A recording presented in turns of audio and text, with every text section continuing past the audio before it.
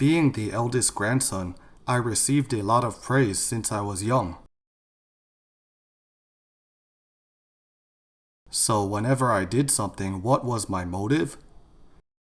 Getting applause. How do you know?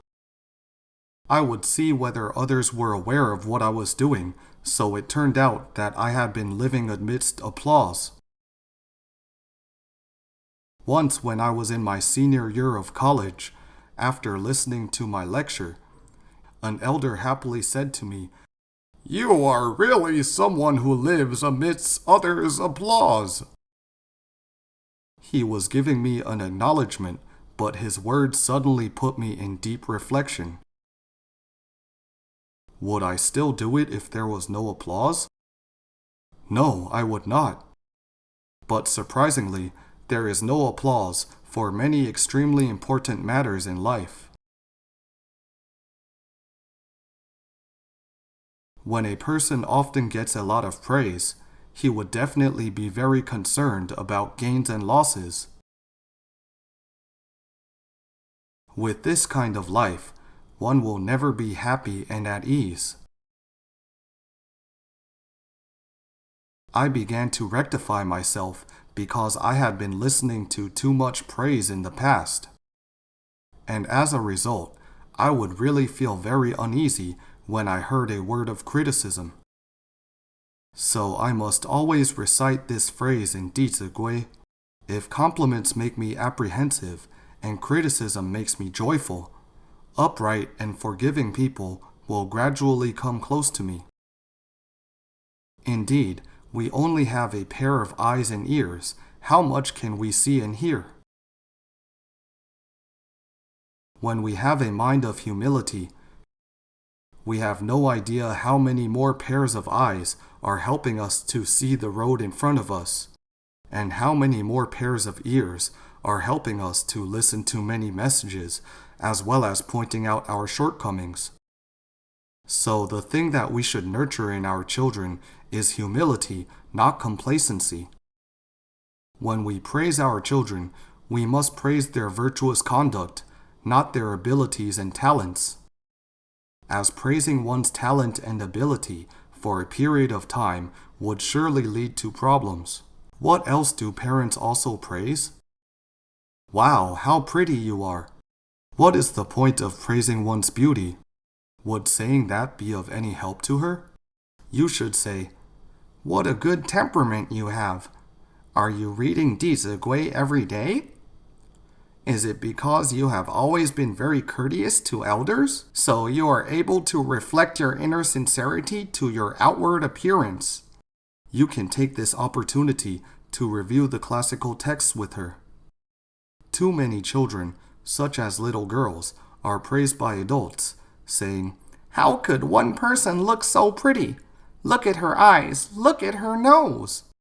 If this little girl was praised for 2 or 3 years, what would happen? She would surely bring one thing with her every day. A mirror. How do you know? There were a pair of siblings who came to a kindergarten.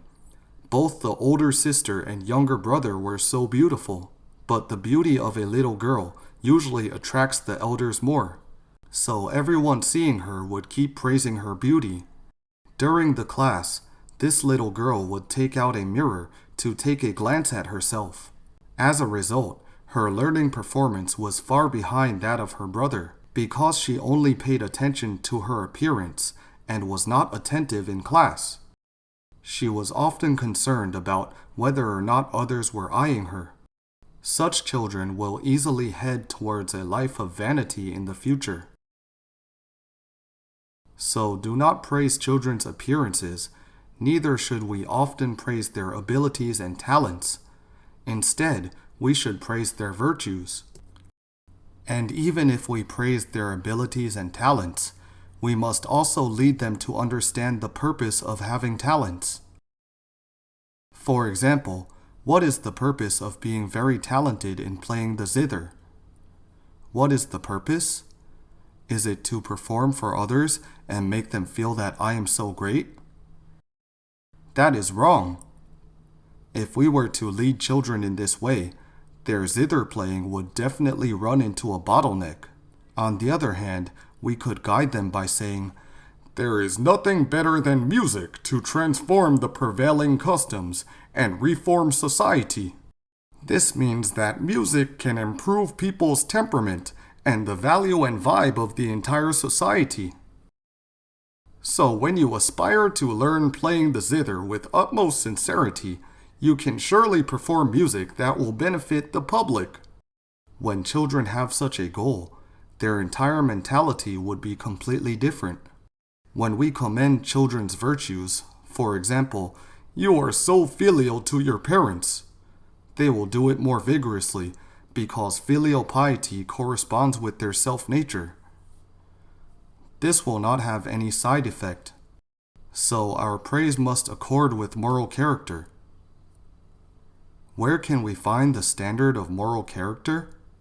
Correct. In 弟子规, delve deeply into one subject. This one subject is to allow us to grasp the essence of moral character. So, my friends, we must familiarize ourselves with the text of 弟子规.